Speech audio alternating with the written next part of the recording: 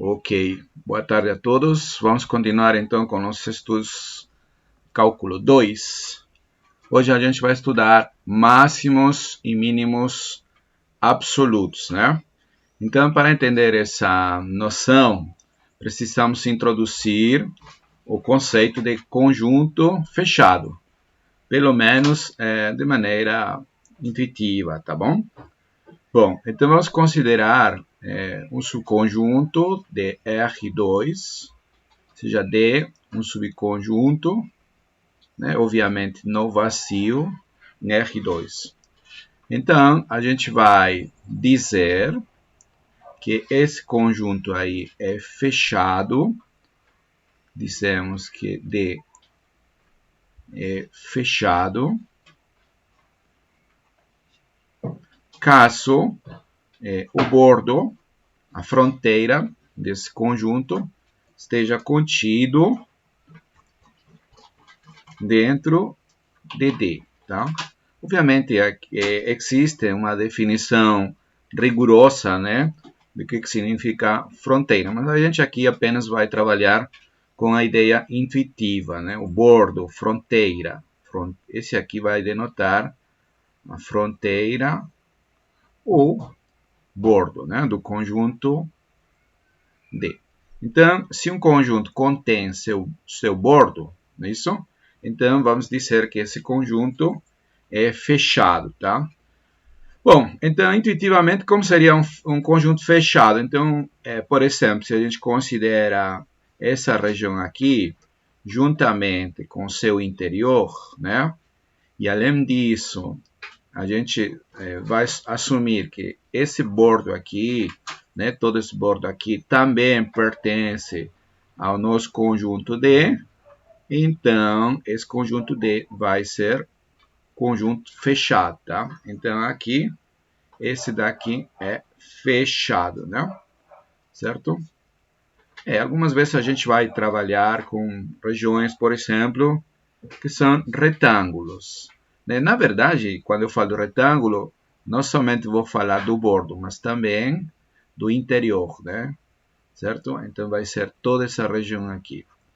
O retângulo, que seria o bordo, né? O bordo dessa região, mais, né, o interior, certo? Então, toda essa região aqui seria também um conjunto fechado, né? Pode ser uma região desse tipo, pode ser também uma região triangular, certo? Uma região triangular, tanto o triângulo, que é o bordo, mas o interior, certo?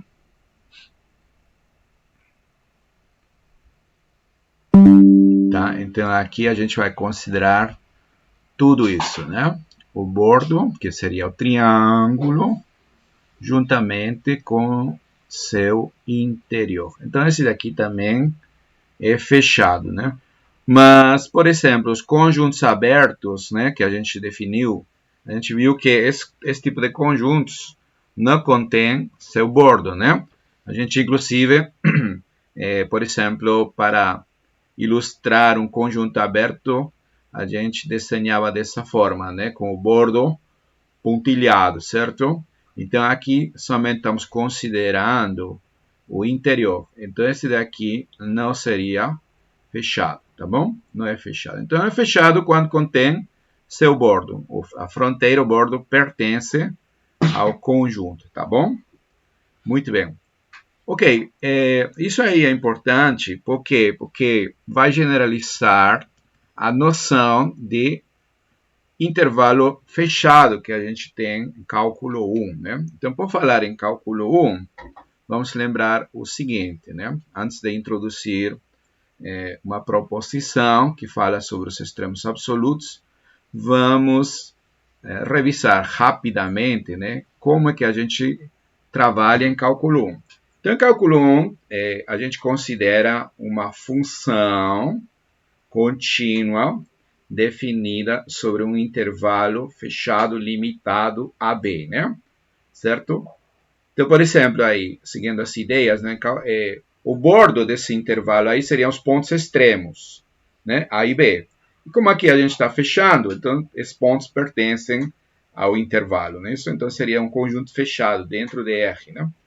Ok, então seja f contínua, certo? Uma função contínua, né? Uma função bonita, certo? Bem, então o que acontece? Vamos ver diferentes situações, né? A gente pode ter, por exemplo, a seguinte figura, né? Para você analisar. Digamos que a gente pode ter uma função contínua dessa forma, tá bom? Digamos que esse daqui é o ponto A, né, que pertence ao extremo esquerdo, e esse daqui o extremo direito, tá bom? Então, observe como intuitivamente o gráfico, certo, deve ter um traço contínuo, né? Não tem que ter pulos. Então, sempre uma função contínua definida sobre um intervalo fechado vai ter um máximo e um mínimo relativo. Por exemplo, aqui nesse ponto, teríamos o mínimo. O valor mínimo seria alcançado nesse ponto. E aqui você observa que teríamos o máximo absoluto, né? Absoluto no sentido que seria não somente trabalhando uma vizinhança do ponto, mas em todo o intervalo, né? Agora, o interessante aqui, você vê que justamente nesse ponto, a função vem crescendo, né? E aí decresce, né? Então, esse daqui seria uma função suave, né? Ou seja, uma função diferenciável, derivável, né? Então, à esquerda, a derivada seria positiva, né? Cresce. Depois seria negativa, porque a função decresce. E aqui, nesse ponto, onde vai alcançar o máximo, né? A derivada seria zero, ou seja, a reta tangente seria horizontal, né? Então, aqui, ó, teríamos uma derivada igual a zero. Vamos chamar a esse ponto aqui do ponto, digamos, D. Tá? Então, você vai observar que essa função aqui, né, em D, há um valor máximo. A função tem um máximo absoluto, né? Eu vou deixar anotar aqui. Vou escrever aqui, note o seguinte, né? Olha, qualquer que seja o ponto que pertence a esse intervalo, se você compara f em x, seria menor ou igual que o valor que a função toma no ponto D, né? Para tudo x que pertence ao intervalo AB, né? Não somente isso, vou colocar tudo assim, ó. O maior valor seria, nesse caso, vou escrever aqui melhor, f em x seria menor ou igual que f em d, né? Ou seja, em d é alcançado o valor máximo. E aqui, esse ponto onde é alcançado o valor mínimo, vamos chamar do ponto C, tá bom? E você vai notar também que acontece um comportamento semelhante com relação à derivada. A derivada aqui também vai se anular, ou seja, a reta tangente vai ser horizontal, que nem o caso anterior, né? Então, vamos escrever tudo isso, né? f em x menor ou igual que f em d e maior ou igual que f em c, certo? Qualquer que seja o x que pertence ao intervalo AB. E outra coisa que você vai observar é que justamente a derivada no ponto C é zero e a derivada no ponto D é zero, tá bom? Então, em ambos os pontos, né, a derivada se anula e a função alcança aqui o mínimo valor e aqui o máximo valor. Isso aí pode acontecer, mas a derivada, aliás, a função também pode ter o máximo, digamos, em um dos extremos. Que tal se a função é uma função estritamente crescente? Por exemplo, aqui, ó, poderia ser uma função assim. Ou não necessariamente, vai crescendo e decresce um pouco, né? Aí outra vez volta a crescer, tá? E aqui para, né? Então, esse aqui seria o maior valor, né, no ponto B, e aqui seria o menor valor, tá? Então, nessa situação aqui, a gente vai ter que f em A é menor ou igual que f em x e, por sua vez, menor ou igual que f em B, certo? Pode ser ao contrário também. Caso uma função seja decrescente, por exemplo, você poderia ter uma situação, né, desse tipo. Digamos, aqui tomou o maior valor, daí a função vai decrescendo, chegar até um menor valor, tá bom? Pode ser isso aí também, não necessariamente no caso anterior. O fato é que em algumas situações o valor máximo e o valor mínimo podem ser alcançados nos extremos do intervalo, né? Aqui, por exemplo, f em B é o menor valor, né? E f em A é o maior valor que toma a função, certo? Então, dito de outra forma, os valores máximos podem acontecer também nos extremos, tá? Então, podem acontecer em aqueles pontos onde a derivada se anula, como aqui na primeira situação geométrica, ou pode ser também, como aqui, né, nesses segundos gráficos, né, onde os valores máximos ou mínimos são alcançados nos extremos do intervalo, que como já vimos, né, esses extremos aí seriam os pontos da fronteira do intervalo. Mas também pode acontecer, certo, que os máximos ou mínimos sejam alcançados em pontos onde a derivada não existe, certo? Essa daí também é uma situação que você analisa em cálculo 1, né? Pode ser, por exemplo, uma função, digamos, uma fusão aí de retas, de segmentos, pode ser dessa forma, né? Pode ter um comportamento assim, digamos, não é isso? Então, aqui seria o ponto A, veja bem, aqui alcançaria o maior valor, né? Deixa eu colocar aqui um pouquinho maior, tá? Não necessariamente que seja o extremo aqui, né? Então, vamos pensar que essa função aqui continua um pouquinho e desce. Aqui seria o ponto B, digamos, tá bom? Então, veja bem, pode ser também que os valores extremos sejam alcançados em pontos onde não existe a derivada, né?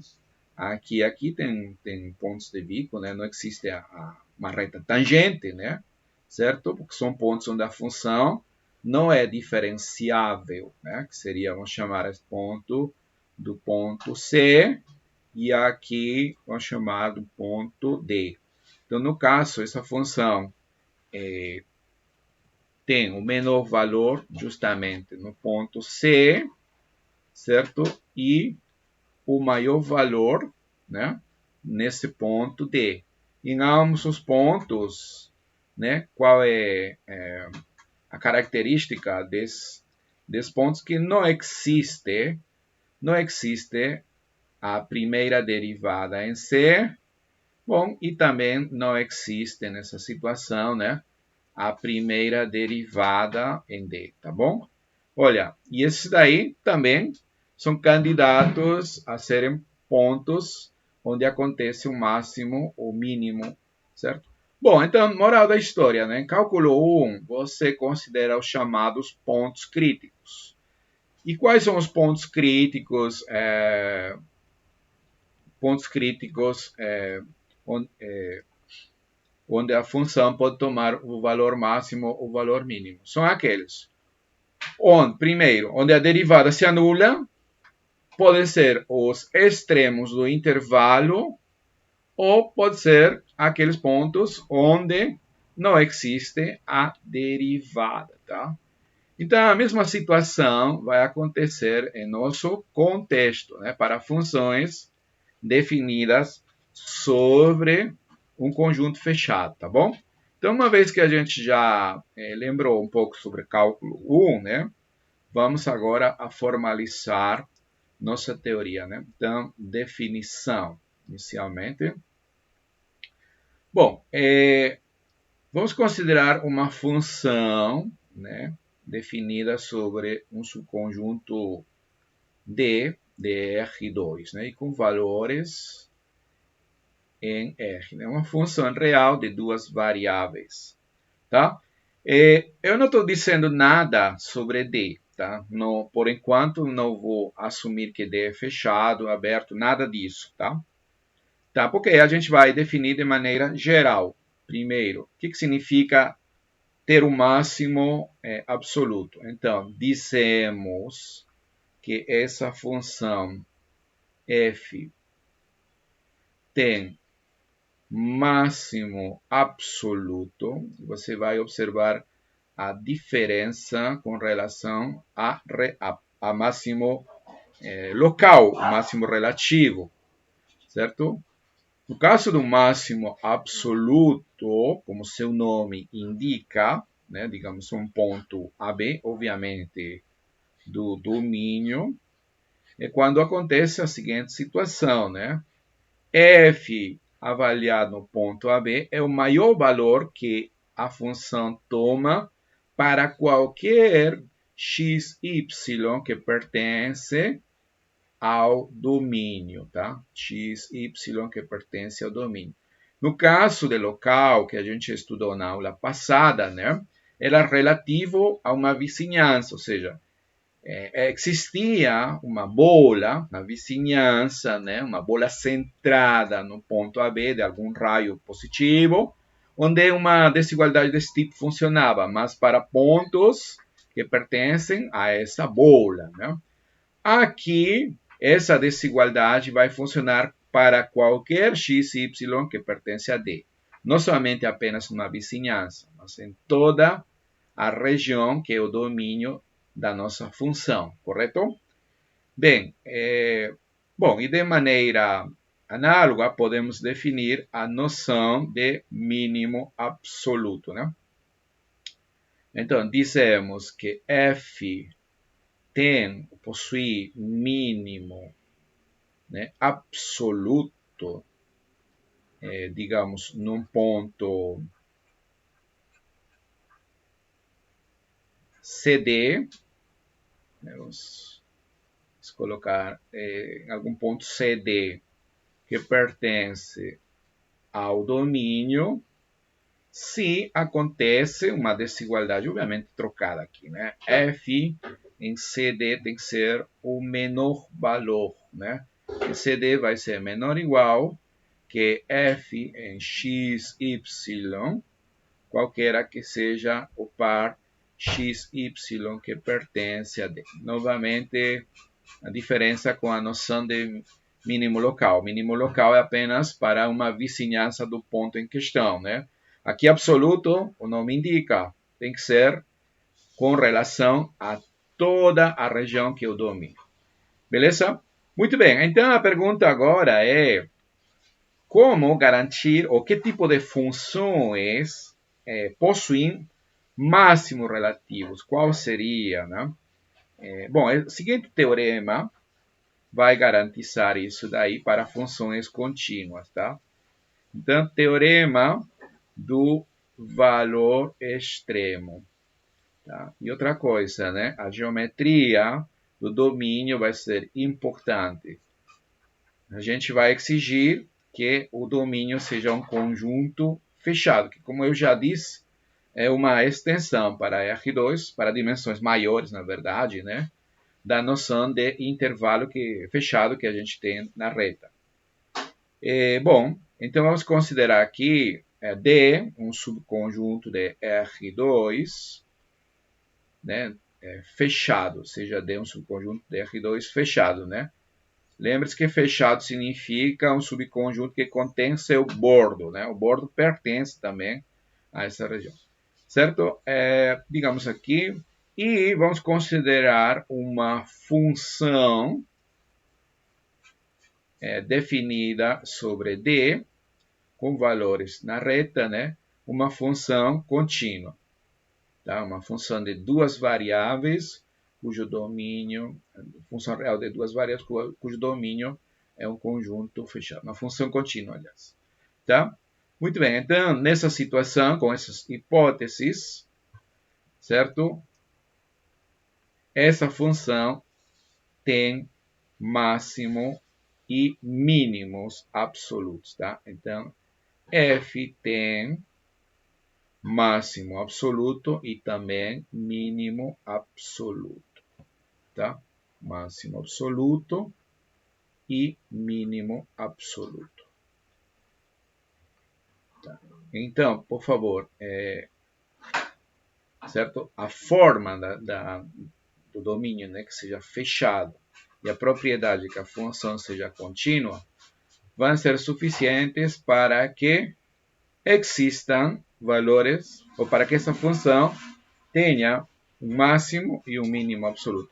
Então, por favor, isso aí estende o que a gente estuda em cálculo 1. Em cálculo 1 está garantido que se você tem uma função contínua, certo, definida sobre um intervalo dessa forma, tá? Então, existe, né, vamos colocar aqui, máximo e mínimo absoluto, tá certo? Isso que a gente estuda no curso anterior, tá?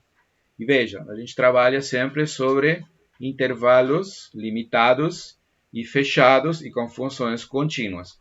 Pois bem, e como vimos aqui, né, no cálculo 1, os candidatos, né, onde os possíveis pontos de máximo e mínimo ocorrem, são aqueles pontos onde a derivada se anula ou podem ser os extremos esquerdo ou direito do intervalo, pode ser A ou B, ou podem ser também aqueles pontos onde a derivada não existe. Beleza?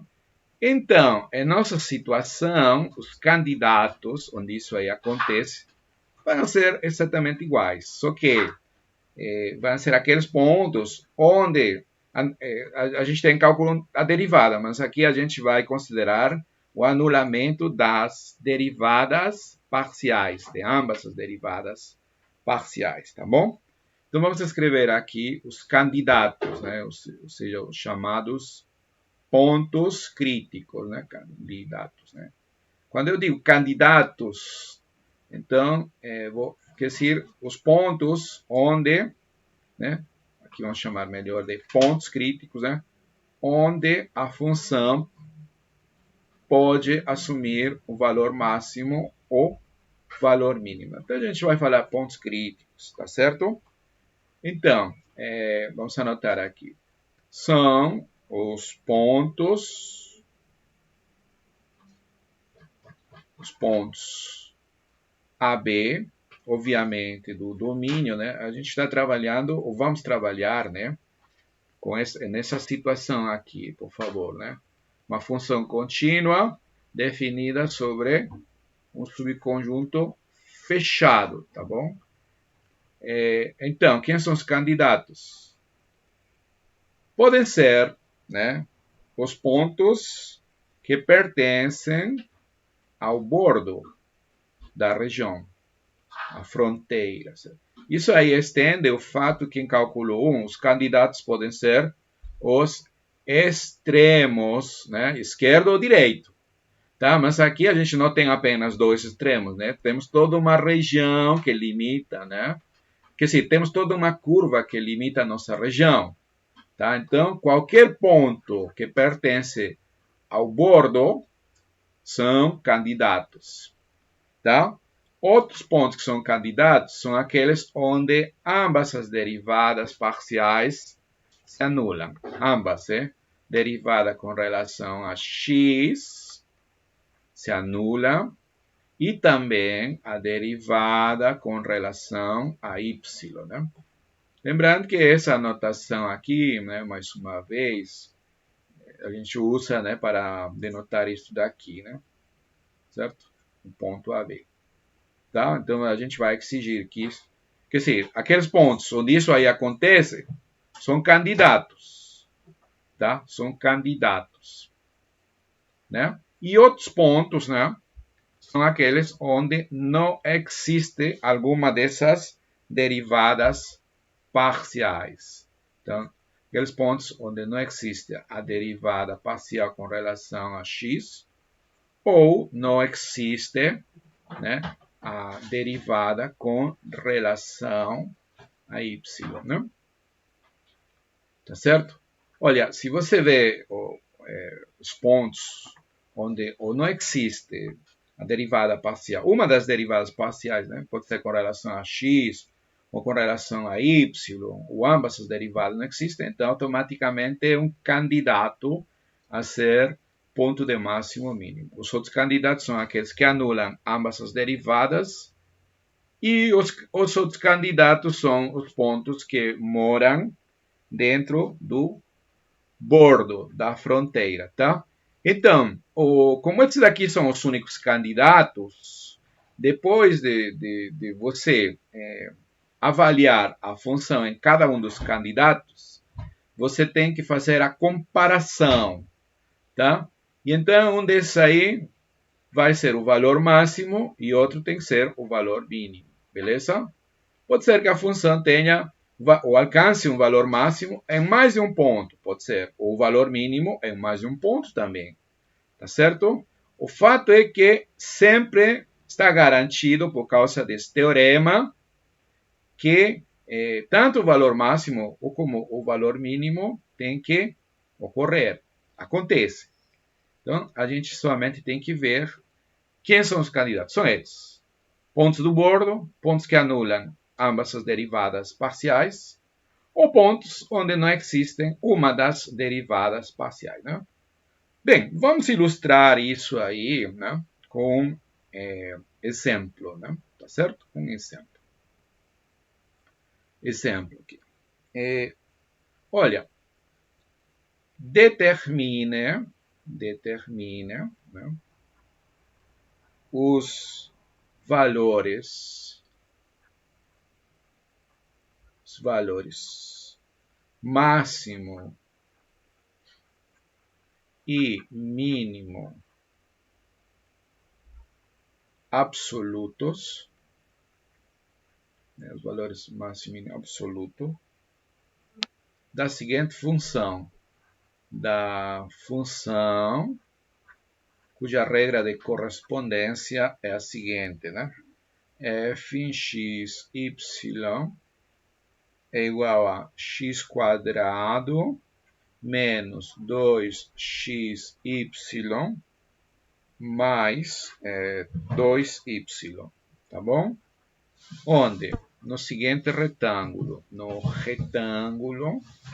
Quer dizer, esse daí vai ser o domínio, ou na região, melhor, porque a gente pode pensar no retângulo apenas como sendo o bordo, né? Então, certo? Na região retangular,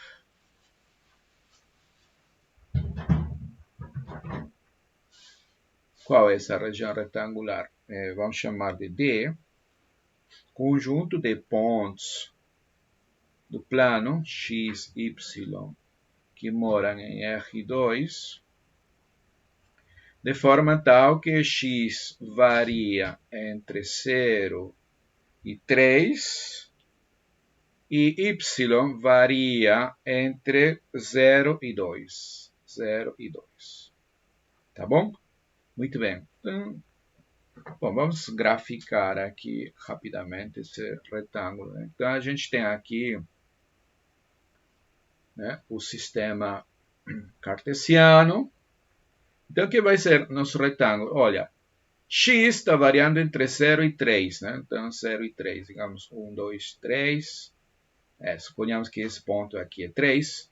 Y variando entre 0 e 2. Né? 0 e 2. Tá? Então, nosso retângulo vai ser toda essa região aqui. Né? Esse retângulo, essa região retangular. Né? Isso, tudo isso daqui. Então, vamos pintar essa região aqui. Pode ser. Então, pintar de verde. Toda essa região aqui. Inclusive, o bordo. Né? Por isso que essa região aqui vai ser fechada. Porque aqui igual. Aqui pode ser igual. Pode ser igual. Então, está considerando também o bordo. O bordo é justamente esse retângulo aqui, não é isso? Tá? Então, esse retângulo mais seu interior, tá? Olha, Para a gente analisar melhor o problema, vamos dividir esse bordo em em 4 regiões. Este aqui a gente pode chamar da região L1, né? Esse daqui, vou chamar este daqui de L1, segmento L1. A este aqui vamos chamar de segmento L2, a este aqui a gente vai chamar de L3, e este daqui vai ser L4, tá? Então, a primeira coisa é que esse D aqui, por favor, é um conjunto fechado, não é isso? D é fechado, porque ele contém seu bordo, né? E, além disso, a função que a gente está considerando aí, né, é uma função contínua. Não é isso? Uma função contínua. É claro, é uma função polinomial, né? E que f é contínua, certo? Portanto, pelo teorema, né, do extremo absoluto, né, está garantida a existência, tá, dos valores máximo e mínimo. Outra coisa aqui é que o bordo, a fronteira, né, de nosso D, foi dividida por nós, né, em 4 segmentos, né? Segmentos, vamos chamar de L1, união com L2, né? União com L3 e união com L4. Por que eu estou fazendo isso? Porque lembre-se, segundo a teoria, né? Aqui no segmento L1, L2, L3 e L4, que são o bordo, todos os pontos que pertencem aí são automaticamente candidatos a serem valores máximo ou mínimo. Tá bom? Muito bem. Agora, você já pode descrever, né, quem é L1, quem é L2, quem é L3. A gente vai fazer isso agora, né? Então, vamos achar os pontos críticos, certo? Vamos achar os pontos críticos, né? Os candidatos, tá? Vamos achar os pontos críticos. Os pontos críticos, né? Quem são? Olha aqui. São aqueles pontos que pertencem à fronteira, né? Ao bordo, certo? Os segundos pontos críticos são aqueles que anulam as derivadas parciais e, finalmente, os outros poderiam ser onde não existem as derivadas parciais. Mas veja bem, essa última situação não acontece, né? Porque para nós é uma função polinomial, né? A gente está trabalhando com as polinômios derivadas, sempre vão existir. Tá? Então, a última situação não acontece. Tá? Olha, então, primeiro a gente vai analisar o que acontece em L1, né? Primeiro, o que acontece em L1, certo? Então, primeiro aqui, o que acontece em L1, certo? Quem é L1, ao final de contas, né? Quem é L1? Vamos descrever aqui. L1 é segmento onde x está variando entre 0 e 3 e y aqui é 0, beleza? Né? Porque aqui é 0, né? 0, x varia entre 0 e 3 e y em todo momento está aqui, y vale 0. Então vamos anotar aqui 0 menor ou igual que x, menor ou igual que 3 e y vale 0. Então, dentro de L1, como seria a função, né? Seria f em x, y é 0, tá? Então, que cara vai tomar a função? Lembre-se que a função é essa daqui, ó. X quadrado menos 2xy. Só que y é 0, mais 2y, y é 0. Então, somente vai ser x quadrado, né? Então, essa função vai ser x quadrado, beleza? Para esses valores aqui, então você vai ter uma função entre 0 e 3, né? X quadrado é uma função que você conhece bastante bem, uma porção de parábola, né, entre 0 e 3. Então, né, seria essa parábola aqui.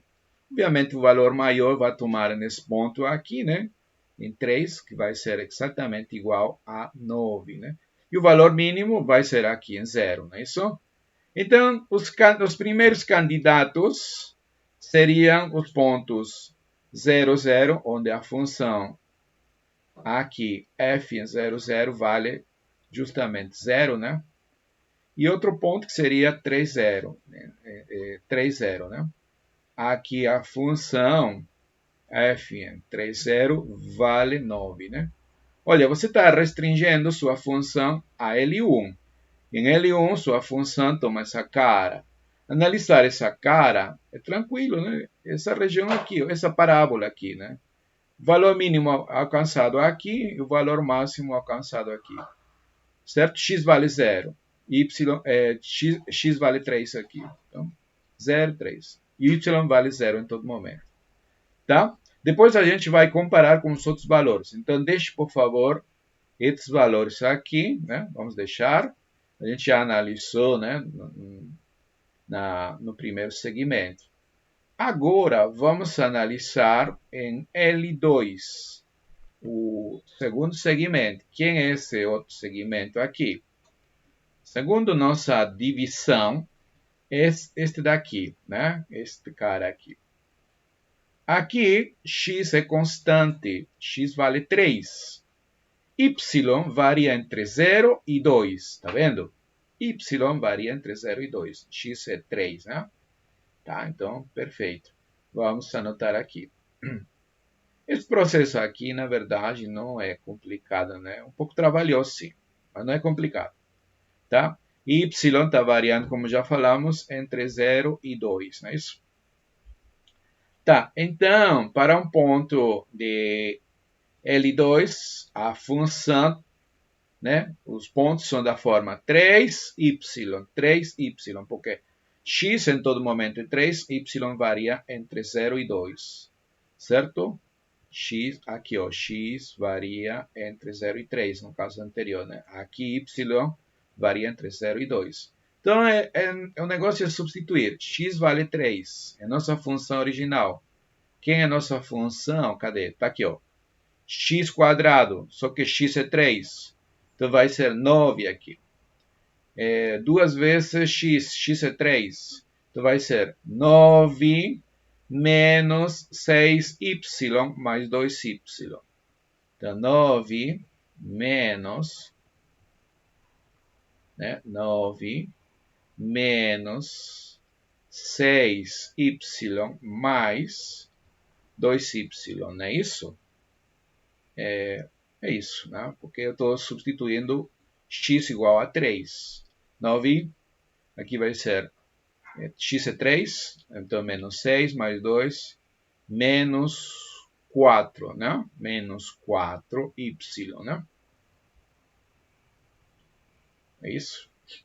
Ou seja, isto aqui vai ser, ao final, 9 menos 4y, né? Com y variando entre 0 e 2. Ah, isso aí, essa função aqui é tranquila, é uma reta, né?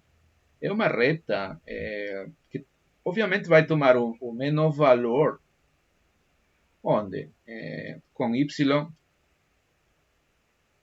vou colocar aqui, tá? Porque y é a variável, tá? Y é a variável. Os valores tomam aqui, né? Então, olha, quando y é 0, aqui esse vai variando entre 0 e 2. Estou desenhando assim como funções do cálculo 1, né? Simplesmente para você entender, né? Sendo que y é nossa variável aqui, por favor. Então, estou colocando aqui, né? Uma variável independente. A outra aqui são os valores que vai tomar, né? Então, quando y é 0, vai tomar o valor 9, né? 9. Obviamente vai decrescer, né? E quando y é 2, vai ter 9 menos 8, né? O valor 1. Né? Trata-se desse segmento de reta aqui, ó. Tá? Então, você vê que nesse ponto vai tomar o valor máximo e aqui o valor mínimo, né? Então, os pontos são x, 3, aqui y é 0, né? E aqui a função vale quanto? F em 3, 0, né, que vale 9, né, que vimos aqui. E 3, 2, né, 3, 2. Por que 3? Porque em todo momento x vale 3. E aqui a função é avaliada em 3, 2, toma esse valor 1, né? Esse valor aqui é 1, né? Quando você substitui y2 aqui, é 1, tá bom? Então, mais uma vez, vamos guardar esses valores para depois a gente comparar, né? Comparar com os outros. Por enquanto já temos trabalhado na região L1 e L2. Agora, vamos trabalhar na região L3.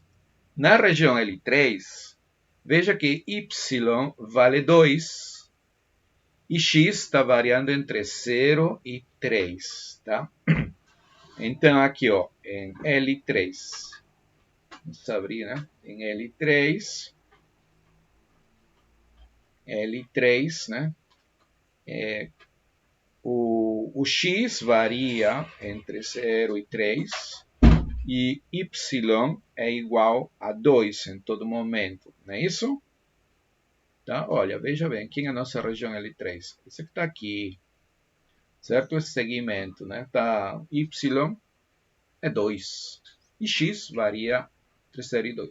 Então, para pontos que pertencem aqui, qual vai ser a função, né? Aqui x quadrado, y é 2, então vai ser menos 4y. E aqui, como y é 2, vai ser mais 4y, né? Então, vai se cortar. Então, você vai ter simplesmente x2, não é isso? Certo? Porque y é 2 aqui. 2, 2, 4. Y é 2 aqui. 4 também. Menos 4 mais 4. Cancela. E vai ser x quadrado. X variando entre 0 e 3. Né? Então, vamos anotar aqui. Em L3, né, a gente tem que trabalhar em pontos da forma x, sendo qualquer um, y2. Né? E quando a gente substitui, né, na função, vai dar x quadrado, né, com x variando entre 0 e 3. Né? Novamente, essa parábola aqui, certo? Restringida a esse segmento 0,3, né? Também bem simples de trabalhar, né? Professor, Diga. não dá para cortar esse dali porque o termo do meio tem x, o outro é só mais 4. Eu estava esquecendo. Tem razão, tem razão. É verdade, é verdade. Sim, sim, sim, sim. Obrigado. Obrigado. Isso mesmo. Certo. Aqui então é x quadrado, né?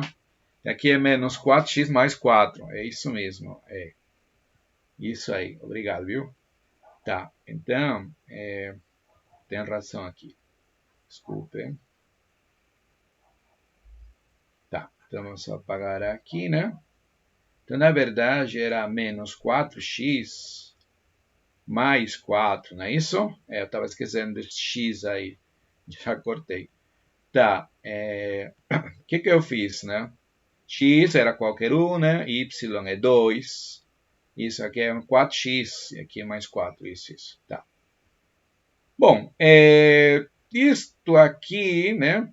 E x variando entre 0 e 3, né? Isto aqui você nota já que isto aqui é um quadrado, né? É x menos 2 ao quadrado, não é isso? X menos 2 ao quadrado, não é isso? E x variando entre 0 e 3, né? Então vai ser uma porção de parábola, né? Certo? Olha, e obviamente ele vai ser crescente, né? Quando x é 0, por exemplo, quando x é 0, substituir aqui, né? Vai tomar o valor de 4, não é isso? O valor de 4, e quando x é 3, tomar o valor de 3, né?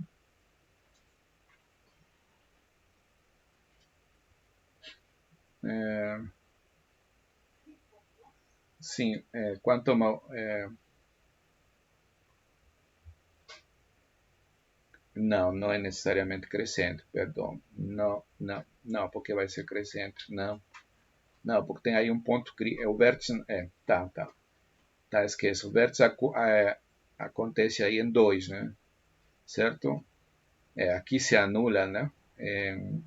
Quando x é 2, né? Por exemplo, vai ser assim, né? Certo? E quando 3, aqui vai ser 1, certo? Tá, tudo bem. Vou colocar esse aqui um pouquinho acima, tá? Tá. Eu disse que era crescente, mas não é crescente, não, desculpa. Tá? Porque a derivada é 2 vezes x menos 2, né? Então, até x igual a 2, ela vem, faz isso daqui, né? Toma o valor maior e ela decresce e depois cresce, tá? Então, toma o valor 3, 1, né? Certo? É isso aí. Tá bom? Bem, então aqui, quando você substitui 3, né? 3 menos 1, aqui em 2, obviamente, vai ser 0, né? Se você quiser, pode derivar isso daqui para ver, né? Mas aqui está tranquilo, tá? Então, você vê que os valores aqui, ó, vai alcançar o valor mínimo e aqui vai alcançar o valor máximo. Esse ponto aqui eu já não considero, né? Porque esse daqui não vai ser nem mínimo nem máximo comparado com os outros. Né? Então, eu tenho que considerar esses valores de x. X pode ser 0 ou pode ser 2, tá bom? Então, x pode ser 0, então, x pode ser 0, certo? Y vai ser em todo momento 2. O x pode ser 2, né? X pode ser 2, y2, certo? Estou trabalhando com esses pontos aqui, né? Ou seja, os pontos que me interessam aqui, na verdade, são x 0 e x igual a 2, estou dizendo, né? Porque aí a função restringida, né, que vai ser essa daqui, vai tomar os valores, nesse caso em 2 mínimo e em 0 valor máximo, tá? Mas como pontos do plano, y era 2, então 0, 2. Quando x é 2, 2, 2. E aqui você vê que f é 0, 2, né? 0, 2 dá 4, né? Como vimos aqui, dá 4. E aqui f em 2, 2 dá 0, né? Dá 0, tá? Então, você vai guardar esses pontos aí também, né? Certo? Você guarda esses pontos. E, então, finalmente, quer dizer, ainda trabalhando na fronteira, né? Para acabar a análise na fronteira, no bordo, temos que analisar aqui, ó, nesta região que estamos chamando de L4, certo? Então, em L4, né, o x em L4 vale 0, né? Certo? Y varia entre 0 e 2, não é isso? X é 0 em todo momento, né? Tá? Em L4, isso aqui. Então, em L4, x é 0, y varia entre 0 e 2. Então, para pontos que estão em L4, que vão ser da forma 0, y variando, tá? Então, a função que cara vai tomar é somente substituir. X é 0 aqui, ó. X0, 0 quadrado, se anula. Aqui temos um 0 também, anula. Somente sobrevive esse aqui, 2y. 2y, né? 2y. É uma função linear, né? Uma reta, né? Variando entre 0 e 2. Né? Obviamente, isso daí se é uma função crescente. Né? Vamos colocar y aí, né? 0 e 2, não é isso? Então, aqui vale 0 e em 2 vale 4, né? Seria isto aqui. Tá? Beleza? Muito bem, então quem são os pontos que eu tenho que considerar? y0 e y2. Mas em todo momento o x vale 0, por favor, não esqueça isso. Então vai ser 0, 0, os candidatos estou colocando aqui, 0, 0, e aí o valor f em 0, 0, obviamente vai ser 0, né? E 0, 2, onde o valor alcançado vai ser 4, certo? 0, 2, a função vale 4. Tá? Muito bem, então vamos guardar todos esses pontos aí que a gente achou, né? E depois a gente compara, tá? Bem, esses são os candidatos que moram no bordo, né? Mas os outros candidatos são aqueles que anulam ambas as derivadas parciais. Então, que valores anulam as derivadas parciais? Já vimos que, como as derivadas parciais sempre existem, não podem existir candidatos onde as derivadas parciais não existem.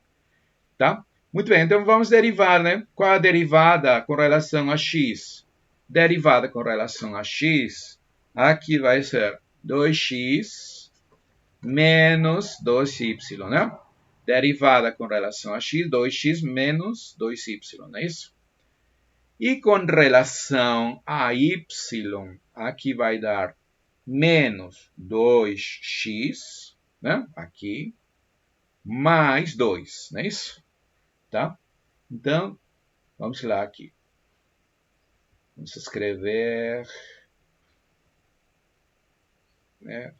5 aqui, os pontos onde as derivadas se anulam. Então, a derivada parcial com relação a x era 2x menos 2y, não é isso?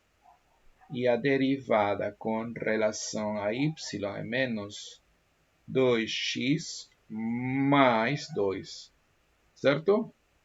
Ó, aqui está a nossa função, é bem simples calcular as derivadas parciais, né?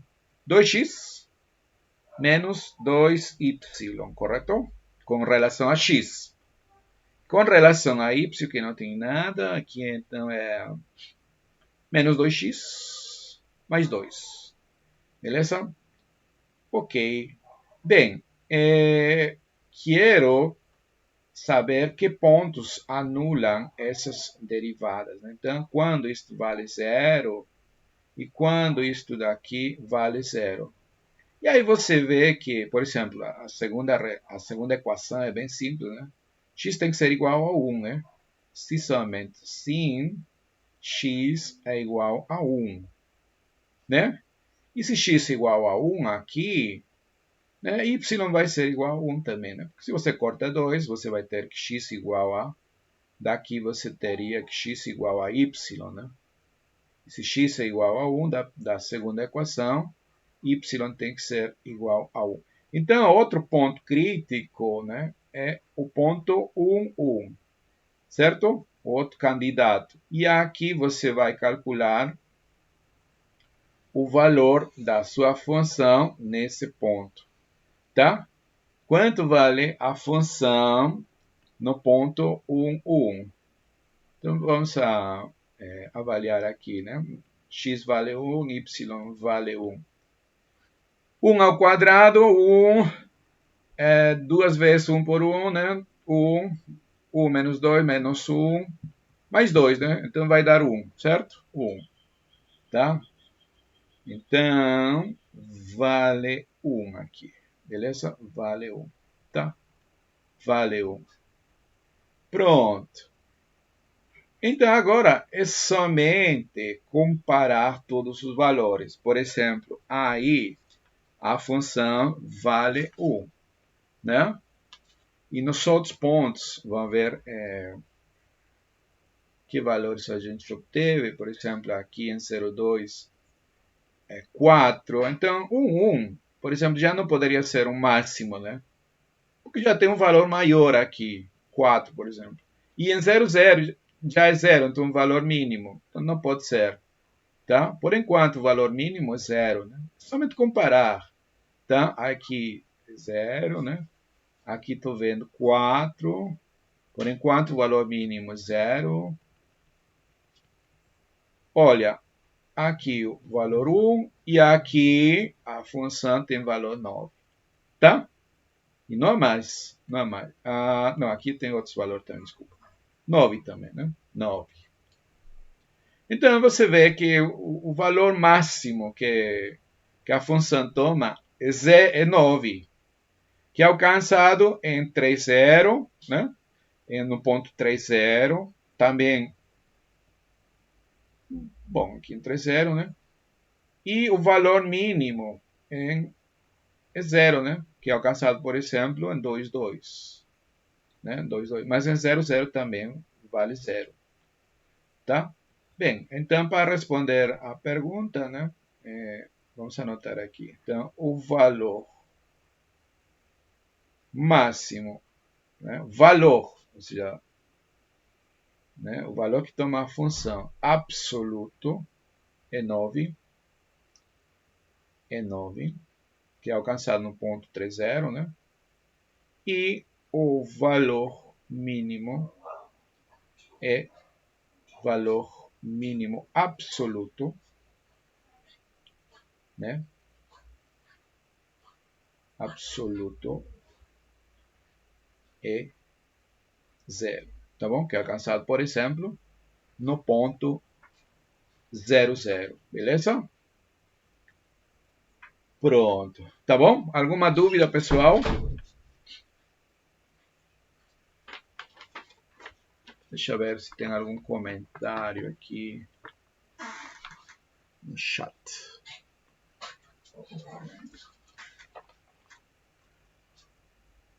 Ok.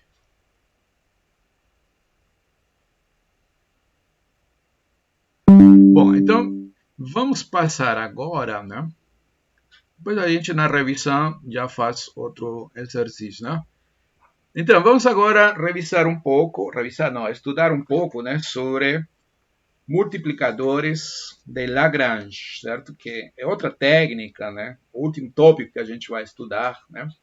Certo? Agora vamos dar as ideias, o início, né? E na próxima aula a gente fala um pouco mais, certo? Então é outra técnica que vai nos permitir achar, determinar valores máximos ou mínimos, mas desta vez vão ser de funções que têm uma restrição, tá? Como assim? Vamos escrever aqui, tá? Então, em que consiste esse método, né? Olha, eu vou trabalhar dessa vez para funções com 3 variáveis, certo? Mas o método, a técnica vale também para funções de 2 variáveis, beleza? Então, vamos considerar uma função definida dessa vez sobre um subconjunto aberto de R3, tá? Com valores em R, né? Então, esse daqui é um conjunto aberto, né? Tá? Então, para máximos absolutos, a gente trabalhar sobre regiões fechadas, né? Então, bom, aqui, por quê? Porque eu vou falar de funções diferenciáveis, né? Então, seja f uma função, né, real de 3 variáveis, né, diferenciável.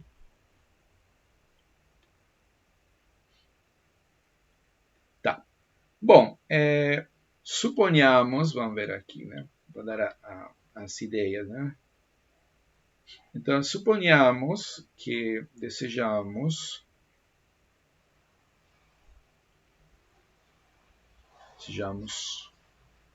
achar os pontos, né, de extremos, né, ou seja, de máximos, os pontos de máximo e mínimo da função f, mas que estão sujeitos a uma restrição, a seguinte restrição. A restrição ou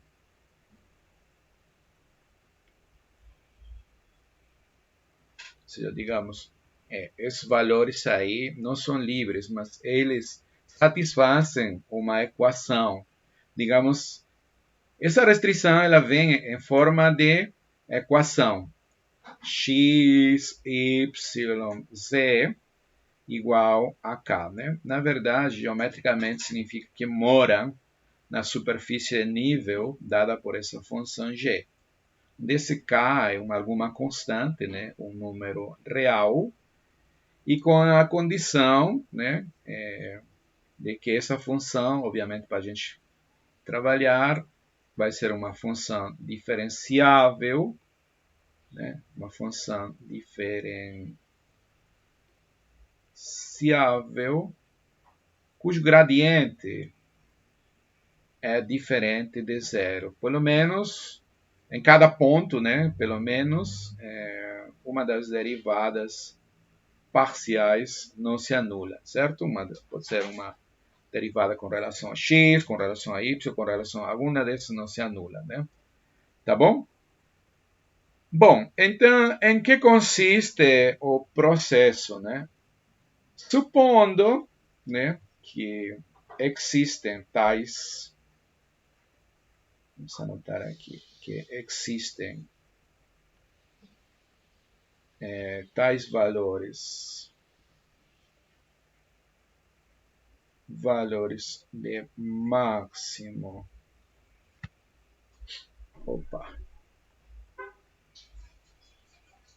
de máximo e mínimo, né? Tá? Então, vamos anotar aqui o procedimento, tá? Então, o processo consiste no seguinte, que você vai fazer.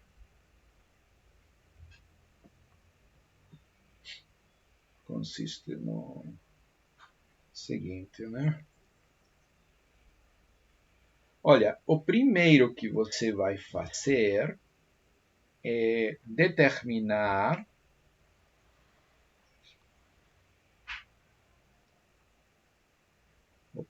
vamos anotar aqui. O primeiro que você vai fazer é determinar os pontos x, y, z que pertencem ao domínio, obviamente, né? De tal forma que o gradiente, isso aqui é uma situação geométrica que eu vou explicar com mais detalhes na próxima reunião, né? Tá? Por agora, eu somente quero já explicar o método, tá? Para a gente resolver pelo menos um exercício, né? Já estar familiarizado com isso. Tá, então você vai primeiro determinar os pontos, né? Onde o gradiente de f é paralelo ao gradiente de g. Então, você sabe, né, pelo cálculo vetorial, que dois vetores são paralelos se um é múltiplo do outro. Então, se um é múltiplo do outro, a gente pode escrever assim, um vetor igual a um número real vezes o outro vetor, tá? Certo? Então, queremos achar os pontos que satisfazem isso daqui, né? Esse lambda vai ser um parâmetro que justamente faz com que esse vetor seja um múltiplo do outro e que, além disso, satisfaçam a condição de restrição, isto aqui, tá? Isso aí. Bom, tudo isto aqui, né? O que significa isto aqui? A gente pode expandir da seguinte forma. Ao final, o gradiente de f é um vetor que consiste em quê? As derivadas parciais. Né? A primeira coordenada aqui vai ser a derivada, vamos anotar aqui, isto é, a derivada de f com relação a x tem que ser múltiplo lambda vezes a derivada de g com relação a x. Né? A derivada de f com relação a y tem que ser lambda vezes a derivada de g com relação a y. Segunda equação. E terceira equação, a derivada de f com relação a z tem que ser lambda vezes a derivada de g com relação a z. Temos 1, 2, 3 e, além disso, essa quarta equação. G, x, y, z igual a k. Tá bom? Um momento aqui, por favor. Eli, la Márcia. São 17 e 18. Tá, desculpem aí. Bom, então, por favor, essa relação aqui se traduz nessas equações aqui, ó. São 4 equações, vamos guardar essas 4 equações, tá? Porque se o gradiente vai ser lambda vezes o gradiente de f, lambda vezes o gradiente de g, então aí você vai ter 3 equações, né? Primeira coordenada igual a lambda vezes a primeira coordenada. Mas quem é a primeira coordenada aqui? A derivada com relação a x. Quem é a primeira aqui? A derivada de g com relação a x. Então, a derivada de f com relação a x tem que ser a lambda vezes isso, tá? E a mesma coisa tem que acontecer com as derivadas com relação a y, z e, finalmente, essa equação, tá? Bom, aqui o importante é achar os valores x, y, z. Esse lambda, certo? Um parâmetro auxiliar, né? Que muitas vezes, né? Algumas vezes você acha esse parâmetro e isso permite achar os valores de x, y, z.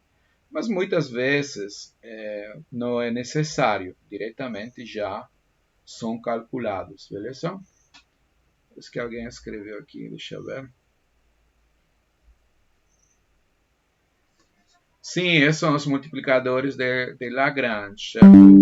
Exatamente. Como a gente tem aqui apenas uma restrição, né? Apenas uma restrição, então vamos ter um multiplicador de Lagrange, beleza? Isso. Boa observação, certo? Os parâmetros aí são justamente os multiplicadores, né? O método técnico que o matemático francês, né? Joseph-Louis Lagrange inventou para resolver esse tipo de problemas, beleza?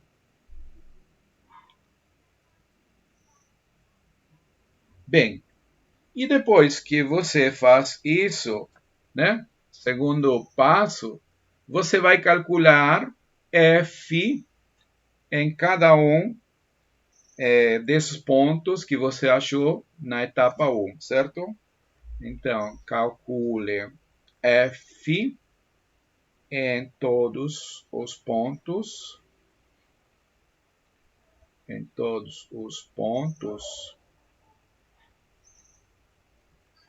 x, y, c, né, do passo anterior, do passo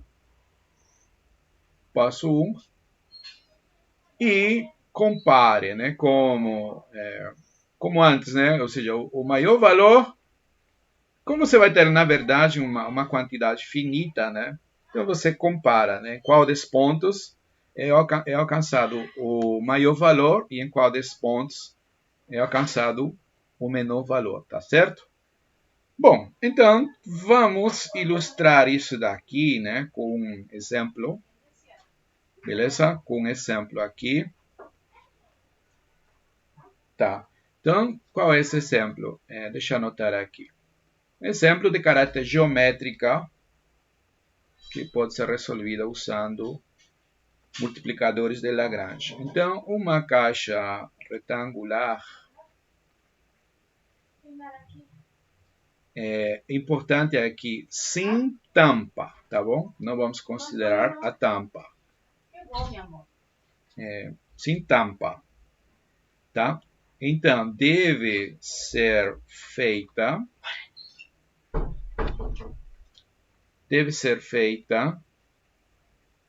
com 12 metros quadrados de papelão, tá? Papelão. Então, determine o volume máximo, volume máximo, o volume máximo, né, dessa caixa, né, da caixa. Então você tem 12 metros quadrados de papelão, certo? E aí você quer construir uma caixa retangular sem tampa, né? Então, obviamente, existem muitas maneiras de fazer isso, mas nós estamos interessados em determinar as dimensões e, portanto, o volume máximo dessa caixa, tá bom? Muito bem, então como a gente vai resolver isso daqui? Então, um momento, deixa eu ligar a luz aqui.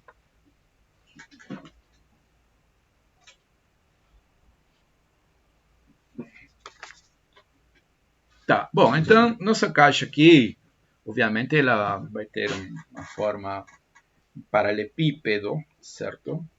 Então deixa eu fazer o desenho aqui para tentar ilustrar o que está acontecendo, né?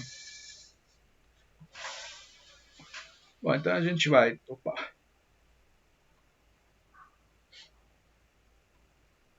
Digamos que a gente tem essa caixa aí. Lembre-se que essa caixa aí, ela não tem tampa, né? Certo? Não vai ter tampa. Tá, então vamos pensar que essa caixa aqui tá meio... Bom, já, não importa. Aqui então eu vou colocar meu sistema de coordenadas, esses pontinhos aqui, certo? Aqui vou colocar, digamos, o eixo X, né? Aqui vou colocar o eixo Y, né? E aqui o eixo Z. Tá bom? Bom, aliás, eu vou chamar essas dimensões, né? X, Y e Z, tá bom? Então vamos assumir que as dimensões da caixa são essa que está aqui, vamos chamar de X, né? Essa outra dimensão Y e essa outra dimensão de Z. Então, o volume de nossa caixa, né? O volume de nossa caixa, né? Obviamente vai ser uma função x, y, z, vai ser igual ao produto dessas três grandezas, né? X, y, z.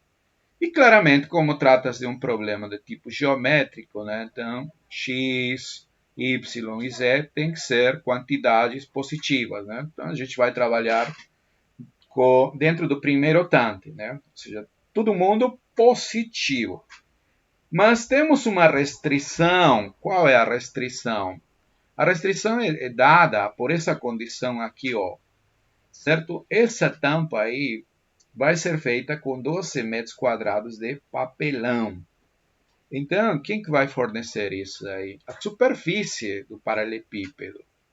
E lembre-se que esse paralelepípedo, essa caixa, não vai ter tampa, certo? Então, a gente vai ter a seguinte condição aí, ó. Para a base, digamos, certo? Você vai, a superfície da base aqui, né? Você vai ter que a área desse aí vai ser xy. Então, você vai ter xy, xy. Como não vai ser considerada a parte superior, a tampa, então a gente não vai somar, certo? E depois vamos somar as outras áreas, né? Por exemplo, xz, certo? Esta face aqui que está na frontal e aquela de atrás, né? Então, aí você vai considerar duas vezes, né? X, Z. E as faces laterais, não é isso? Que vão ser, então, YZ, não é isso? YZ. Aliás, as laterais são XZ, né? Laterais são XZ, desculpa, porque este aqui XZ. E a frontal e a parte de trás, um YZ, duas vezes também. E tudo isso, né? Essa área total tem que ser igual a 12 metros, beleza? Então, veja bem, aqui a gente já tem a restrição. Este aqui seria a restrição. Vamos chamar este daqui de G. G, X, Y, tá?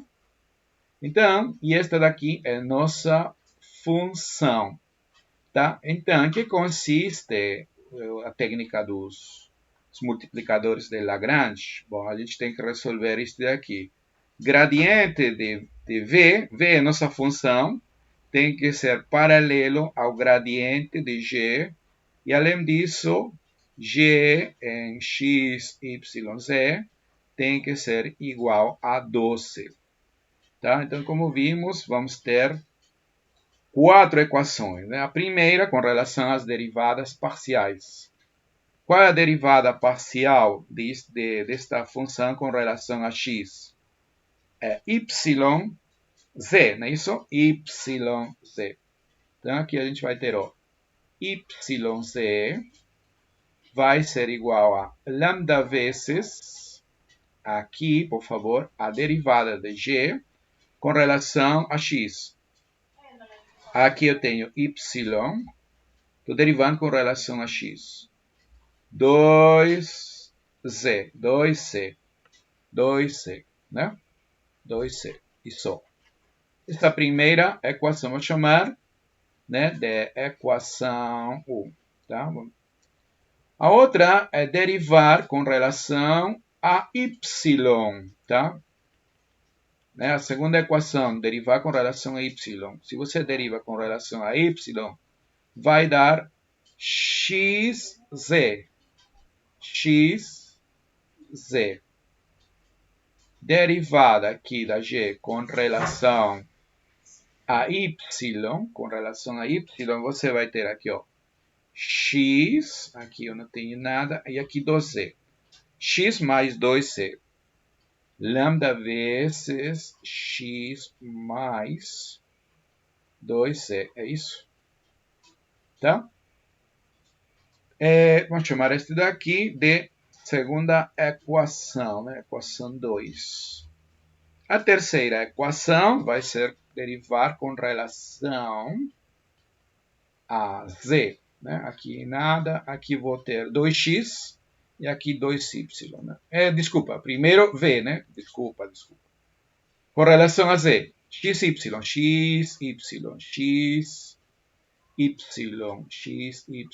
e aqui sim, a g, né? A g, cadê a g? G é essa daqui. Então, com relação a z, aqui 2x e aqui 2y. 2x mais 2y, né? Isto daqui é a relação 3. E a quarta relação é dada por essa equação, ou seja, tudo isto daqui. A relação do papelão, né?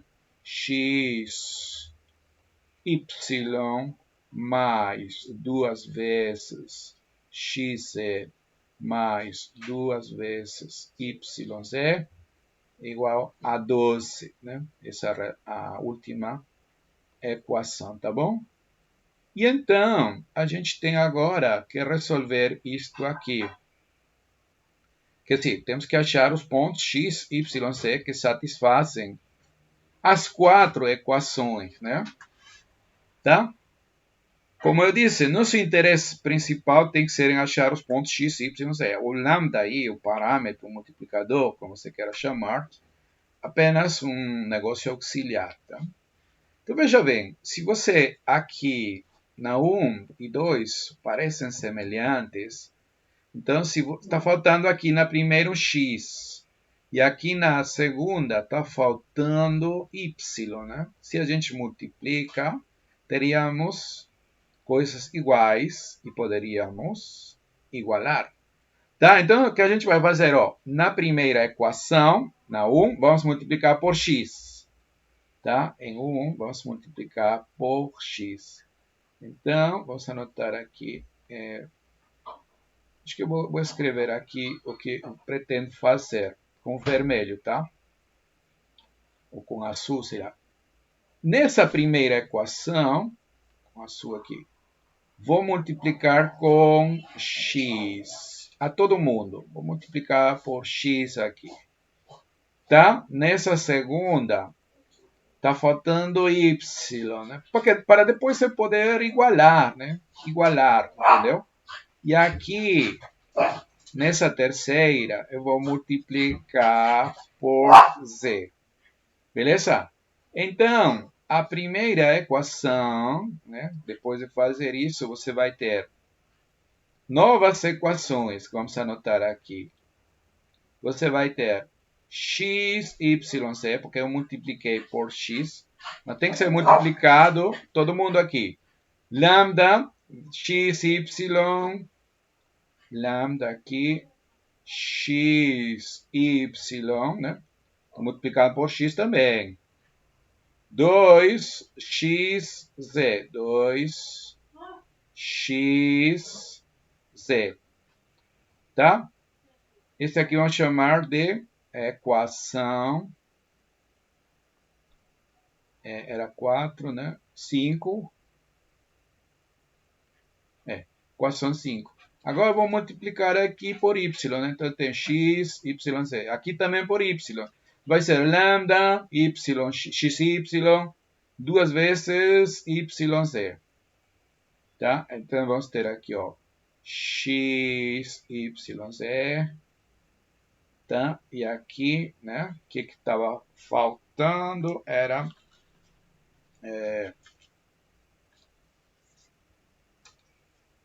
xy, né? Xy mais yz. Xy mais duas vezes yz. Essa equação podemos chamar de 6. E na última, né, x, y, z também novamente, né? Agora eu multipliquei por z aqui, tá? E aqui você vai ter 2xz, 2xz, 2xz, mais... Aqui era 2y, então 2yz, 2yz. Certo? Aí você pode perguntar, poxa, agora tenho mais equações. Não, que a gente, na verdade, agora vai trabalhar com essas novas equações, certo? Com a equação 5, 6, 7 e a equação 4, tá? Então, por favor, esqueça das primeiras. Agora vou colocar um check nas equações que a gente vai trabalhar. Por que a gente fez isso? Olha, veja bem, aqui eu tenho x, y, z e aqui tem x, y, z. Então, são iguais. Então, a equação 5 é igual à equação 6. 5 igual a 6. Então, posso igualar.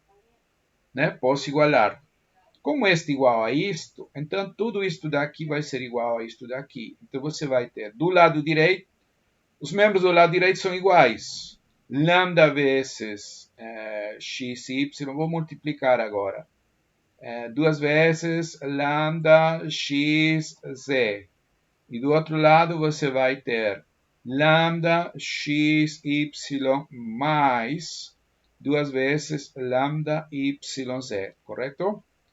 E aí, então, você pode cortar algumas coisas, né? Isto é igual a isto. 2 também pode ser cortado, né? E aí, então, você vai ter essa equação, ó, lambda xz igual a lambda yz. Tá bom? Yz. Agora, você tem que observar, né, que lambda não poderia ser zero. Por quê? Olha, na primeira equação, por exemplo, se lambda fosse zero, você teria yz igual a zero. Mas nós estamos trabalhando com y e z quantidades estritamente positivas. Então, não podem ser zero, tá? Não podem ser zero. Lambda, então, não pode ser zero, beleza? Então, note que lambda é diferente de zero. E por que isso é importante? Porque aí você pode cancelar. Se lambda é uma quantidade diferente de zero, então pode ser cortada aqui. Certo? Corta, corta. Né? Aqui tenho em comum também z. como tenho em comum Z e Z é uma quantidade positiva, então necessariamente x igual a y. Certo? Pronto, já tenho esse daqui, x igual a y, uma relação bem mais tranquila. Da mesma forma, agora vou igualar 6 e 7. 6 igual a 7. Tá? 6 igual a 7. Né? Então, vamos ver o que a gente tem. Os membros do lado esquerdo são iguais, isto igual a isto. Então, vou igualar os caras que aparecem na direita. Tá? Lambda x, y, lambda x, y. Estou multiplicando, estou fazendo a distribuição aqui. Ó. 2 vezes lambda yz, 2 vezes lambda yz, né? Tá? Esse aí, que esse negócio aqui, estou igualando com esse. Então, vai ser 2 vezes lambda xz, 2 vezes lambda xz, mais, né, 2 vezes lambda yz, 2 vezes lambda yz. Aí você observa, né, que esse cara pode ser cortado, né? E aí, novamente, você vai ter a seguinte relação. Lambda x, y é igual a 2 vezes lambda xz. Mas, como x é maior que zero, lambda não pode ser zero, né? Lambda é diferente de zero. X é estritamente maior que zero, podem ser cortados. E então, você vai ficar com quem? Olha, cortando esse, cortando esse, cortando esse, cortando esse. Y igual a 2 vezes zero. Y igual a 2 vezes zero. Beleza? Muito bem, e agora sim usamos a equação 4. Por quê? Porque agora essa equação 4 vai nos fornecer os valores procurados. Olha, já sabemos que y é x, y é 2c, né? E, portanto, x é 2c. X seria 2c, né? Ou se você quiser daqui, deixar tudo em termos de y. Z seria y meios, mas como y é igual a x, x meios. Para substituir na equação 4, aquela relação do papelão. X, y igual a x. Então aqui vai ficar x quadrado. X quadrado. Z é a metade de x. Então 2z igual a x. X quadrado também. Z é a metade de y. Então 2z igual a y. Só que y igual a x. Então x quadrado. X quadrado mais x quadrado mais x quadrado. 3x quadrado. 3x quadrado igual a 12. E aqui, né, você obtém que x, como é positivo, tem que ser 4, né? Menos 4 não, porque isso aí não faz sentido, né, geométrico, né, isso aí. Certo? Então você fica com y igual a 4, portanto, x igual a 4, y igual a x, 4, Professor, diga. não seria igual a 2, não? É. Eu estou pensando em x quadrado. Sim, obrigado. Exatamente. É isso aí. Sim. Exatamente. Tá, desculpe. Eita. É 2, certo? Porque x quadrado é 4, né? X quadrado é 4. Tá? Muito bem. Então, y é 2 e z é a metade, né? 1. Beleza? Essas aí são as dimensões da caixa. Tá? Então, essa caixa tem que ter essas dimensões, né? 2 metros, 2 metros e 1 metro de altura, não é isso? E, portanto, o volume máximo necessariamente é alcançado com essas dimensões. Vai ser 2, 2, 1, não é isso? 2, 2, 1. O qual é igual a 4 metros cúbicos, né? A gente está trabalhando com metros, né? O papelão estava dado nessa unidade, né? Então, tem que ser metros cúbicos, tá bom? Bem, agora, eu queria chamar a atenção, né, é que esse problema aqui, que a gente resolveu usando os multiplicadores de Lagrange, também poderia ser resolvido usando as técnicas que a gente trabalhou anteriormente, né? Então, vou dar a ideia aqui, né, para finalizar nossa aula de hoje. E como eu disse, na próxima vai ser dedicada integralmente a falar um pouco mais sobre multiplicadores de Lagrange, tá? Então, como a gente vai resolver esse mesmo problema, só que de outra maneira, digamos, com as técnicas, né, que a gente já tem.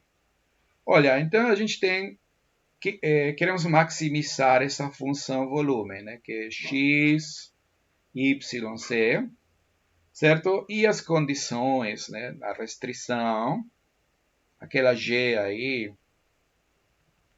esse daqui, né, x, y mais 2xe mais 2yz igual a 12, tá? Então, vamos anotar aqui. Temos a outra relação xy, 2xz mais 2yz igual a 12, não é isso? Então, em que vai consistir nossa técnica? Vamos tentar, daqui da segunda equação, isolar z. Isso vai ser possível. Veja aqui, ó. Aqui você tem z que aparece em evidência, então vamos fatorar. Podemos fatorar 2, inclusive, né? Que vai ficar x mais y, não é isso? E esse cara vou passar do outro lado, então vou ter 12 menos x e y, tá? E então, daqui você vai ter que z, né, vai ser 12 menos xy dividido por 2 vezes x mais y, correto? E então, essa expressão para z, vou substituir aqui, ó, onde está aparece z, vamos substituir. Então, o volume, né? O volume agora vai passar a ser uma função apenas de duas variáveis, x e y, né? Por favor, vou indicar aqui que estou substituindo, tá? Vamos anotar aqui. Substituir, né? Substituir, certo? Isso é importante porque aí você vai ficar com apenas duas variáveis. Aqui, ó. Você vai ter agora uma função de duas variáveis, né? 12 menos xy dividido por 2x mais y, tá? Então, sua função agora, né, é uma função de duas variáveis, né? X e y são maiores que zero, não é isso? São dimensões, né? Ok, e aqui, então, você tem que achar os pontos críticos, né? Aqueles onde a derivada se anula, beleza? Bem, já vou anotar diretamente aqui as derivadas, tá bom? Vou anotar aqui as derivadas. A derivada de v com relação a x, porque é um negócio apenas de cálculo, né? Só calcular esse aqui fácil, né? Você aplica a regra quociente, deriva, né? E eu já fiz aqui as contas, vai dar y quadrado dividido por 2. Aqui vai ficar 12 menos x quadrado menos 2xy. E aqui x mais y ao quadrado, né? Certo? Porque você está aplicando a regra do quociente. Esse 2 pode sair. Vai ficar x mais y ao quadrado, deriva o primeiro, multiplica por segundo, menos, deixa fixo isto aqui, né? E deriva por 1, né? E aí calcula essa derivada. E, na verdade, vai ser suficiente porque essa função aqui é uma função simétrica com relação a x e y. Se você troca y por x, vai dar a mesma expressão. Então, se você calcula a derivada com relação a x, é fácil calcular a derivada com relação a y. É somente trocar y por x, né? Veja. Claro que nem sempre você pode fazer isso, apenas em casos onde tem simetria de x e y, né? Certo? Substitua x por y e pronto. X por y vai dar a mesma coisa, beleza? Muito bem. E você tem que fazer o que depois disso? Igualar a zero, né? Então vamos igualar isto a zero. E você vai igualar isto a zero, né? Então, obviamente, como este daqui é positivo, então, isto daqui não se anula, tem que se anular isto. E tem que se anular isto aqui. Aí, então, você vai ter as seguintes equações. 12 menos x quadrado menos 2x y igual a zero. E 12 menos y2 menos 2xy igual a zero, não é isso? Ó, porque estou igualando isto a zero, né? Aí você tem essas equações. Aí você vê, pode igualar essa com essa, fazer a diferença, né? Tem 12 em comum, tem isto em comum, né? E daqui você observa que necessariamente x quadrado tem que ser igual a y quadrado, né? Como trata-se de quantidades positivas, x tem que ser igual a y, tá? X igual a y. E então, substitui em qualquer delas, por exemplo, na primeira, então você vai ter 12 menos x quadrado. Como x igual a y, então você vai ter 2x quadrado igual a 0. Ou seja, 12 igual a 3x quadrado, né? E aqui, novamente, x quadrado igual a 4.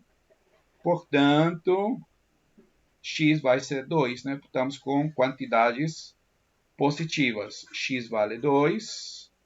Y igual a x, y vale 2, né? E então, o volume, né, é somente substituir, né? Obviamente, o Z vai ser igual a 1, né? O volume, aí, se você já... Volume vai ser igual a... somente substituir aqui, né? 2, 2, 4, né? Aqui 12 menos 4, vai ser 12 menos 4, 8. 4, 8, deixa eu ver aqui. 4 vezes 8 dividido por 2, x mais y é 4, né?